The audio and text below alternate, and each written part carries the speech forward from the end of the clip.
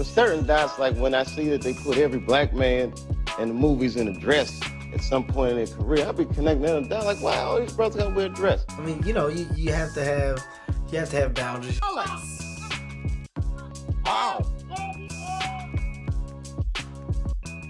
Wow.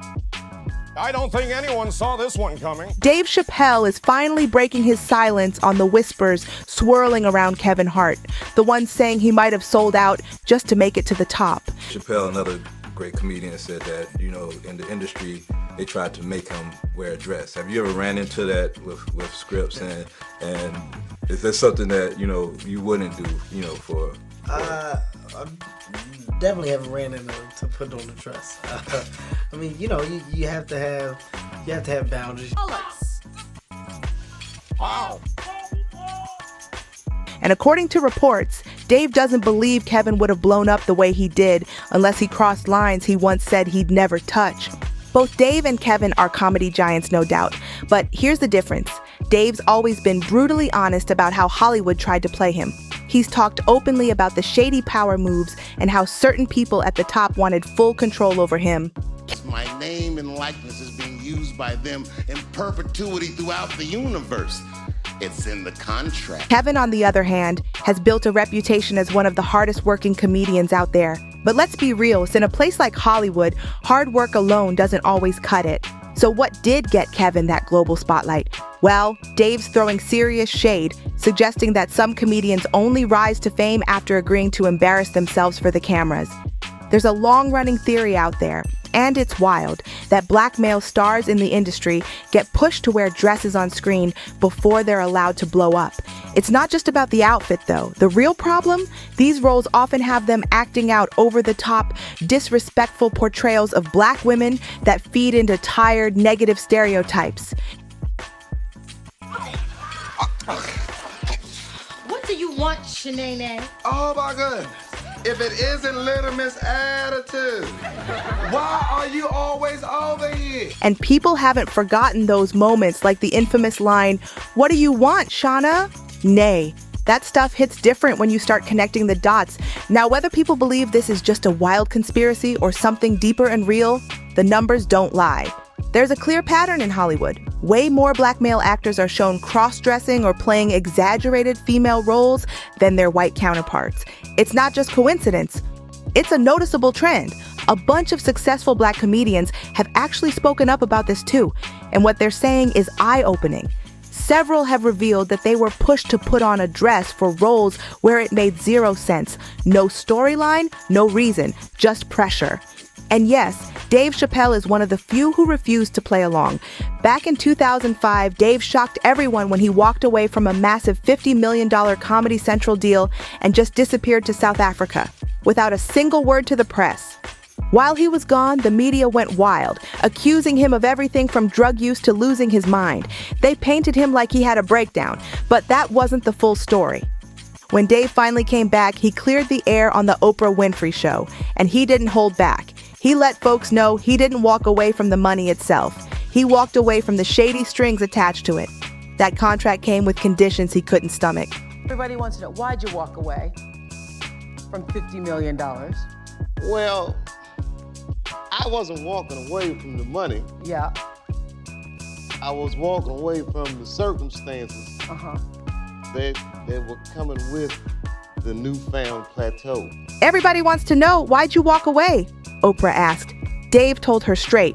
It was because he started to see what really goes down behind the scenes before stars are allowed to reach that next level of fame. I've been in show business since I was 14, and I've heard the stories of what happens, and I've seen these kinds of things play out in front of me.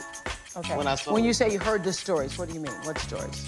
I mean, you see before, look, Mariah Carey made a $100 million deal, and 3 months later, she's all of a sudden mysteriously crazy. Or Martin Lawrence punches through and he's waving a gun on the street screaming, "They're trying to kill me." Yeah, we hear those stories. And it always happens around the time of their career where it seems as though they're crossing over the next plateau. When Oprah asked Dave to spill exactly what went down behind the scenes, he didn't dodge the question. He revealed that he was being pushed to create sketches that felt socially irresponsible.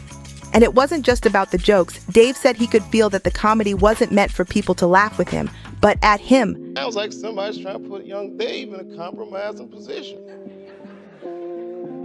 Oprah. That's a whole different vibe.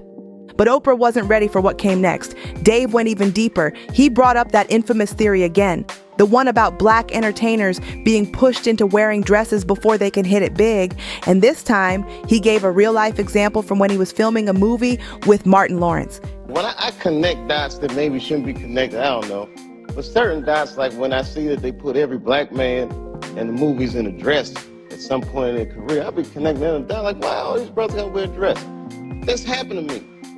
I'm doing a movie with Martin. Yeah. The movie's going good. So I walk in a trailer. I'm like, man, this must be the wrong trailer because there's a dress in here. Dave shared how during that shoot, the team straight up tried to get him to put on a dress. Even after he said it made him uncomfortable, the writers and producers kept pushing. They told him all the greats have done it, like it was some sort of rite of passage. That's when things started to click for Dave. Come in. The writer comes in. I think he's the writer. He's like, Dave, listen, we got this hilarious scene where Martin's sneaking out of jail. So he disguises you as a prostitute. And he put this dress on. And what? A prostitute? Nah, I'm not doing that. I don't feel comfortable with that.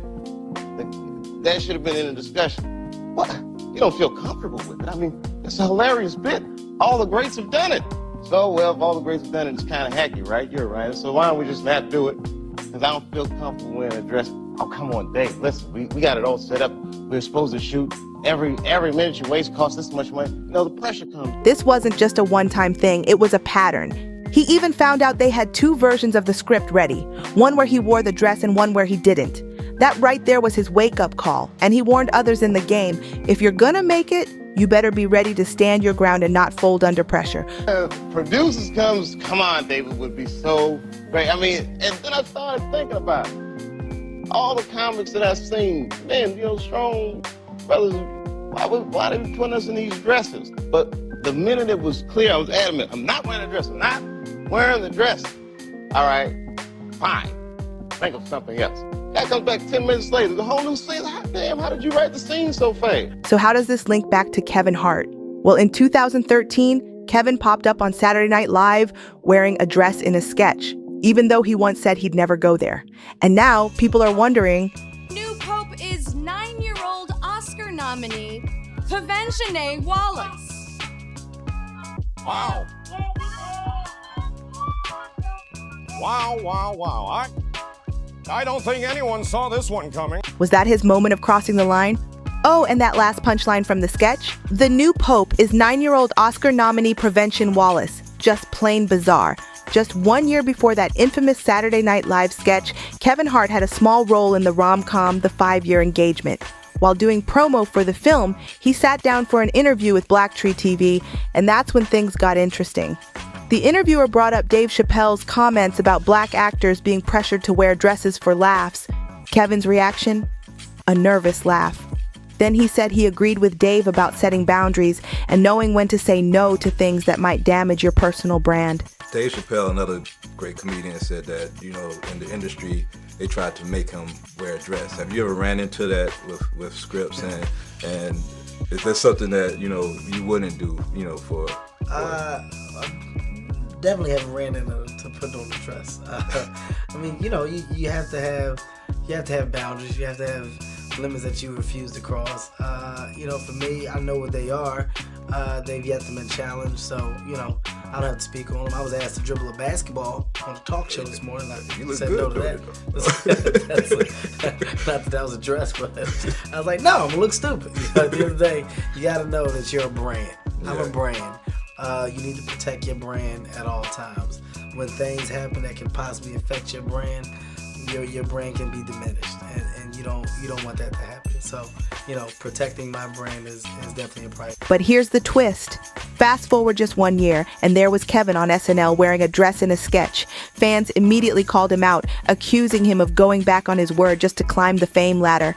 Now, Kevin was already a rising star before that sketch aired. But it's true. After SNL, the doors flew wide open. Suddenly, he was being cast in major films left and right. He landed roles in blockbusters like Get Hard with Will Ferrell, The Wedding Ringer, Central Intelligence alongside Dwayne "The Rock" Johnson, and even the Jumanji reboot. That momentum was no joke. Not only that, Kevin launched his own company, Heartbeat Productions, and by 2018, he inked a major deal with Nickelodeon. But that same year, he made headlines again, this time for admitting he cheated on his wife, Eniku Parrish, while she was pregnant with their son. And somehow, that didn't slow him down one bit. Despite the controversy, Kevin kept winning. From 2018 to 2022, he starred in 8 big-budget films, scored deals with Facebook, Peacock, and YouTube, ran his own production empire, hosted major events, and popped up in countless commercials. His brand just kept growing, scandal or not. Funny how Dave Chappelle got slammed by the media and labeled all kinds of things just because he said no to a massive contract. They dragged his name through the dirt and tried to make him look unstable, all because he chose integrity over a paycheck. That right there shows how some of these Hollywood power players only care about 2 things, money and control. And if you've got morals, you're either seen as difficult or just plain crazy. Now, nobody knows exactly who these behind-the-scenes bosses are or how deep their influence runs. But it's been a hot topic for years. Multiple comedians have hinted that there's a secret system running the entertainment world, and one of the loudest voices calling it out, Katt Williams. When Katt was asked what he thought about Kevin Hart wearing a dress on SNL, he didn't hold back. He said this kind of thing has been happening in Hollywood forever, and Kevin's definitely not the first black entertainer to wear a dress before his career exploded. Kevin doesn't have to worry about what people are going to say about him wearing a dress because of the long line of dress-wearing people before him. So now... Katt went even further, saying that guys like him and Dave Chappelle will never be as big as Kevin because they won't play the game. In his words, they refuse to join the so-called secret society that pulls the strings in the industry.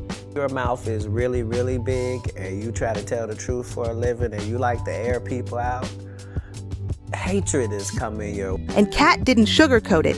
He claimed the people running Hollywood are way more dangerous than most folks could ever imagine. Some of us are against the Illuminati, and we are against the Illuminati at our own detriment.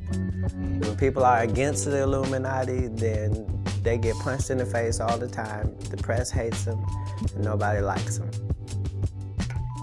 I had to be stung 1,000,000 times, he said, before I realized who I was really dealing with. It's not necessary for us to stir up that hornet's nest unless we intend to get stung 1,000,000 times. I didn't understand that. They had to sting me 1,000,000 times.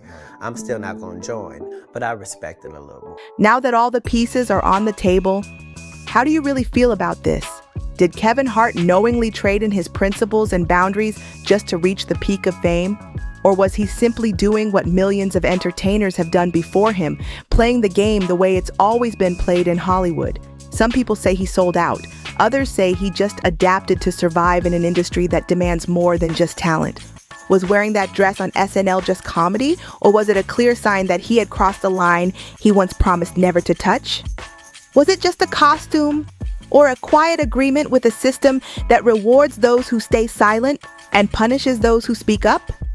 And what about the things Dave Chappelle and Katt Williams have been shouting for years? Were they warning us all along?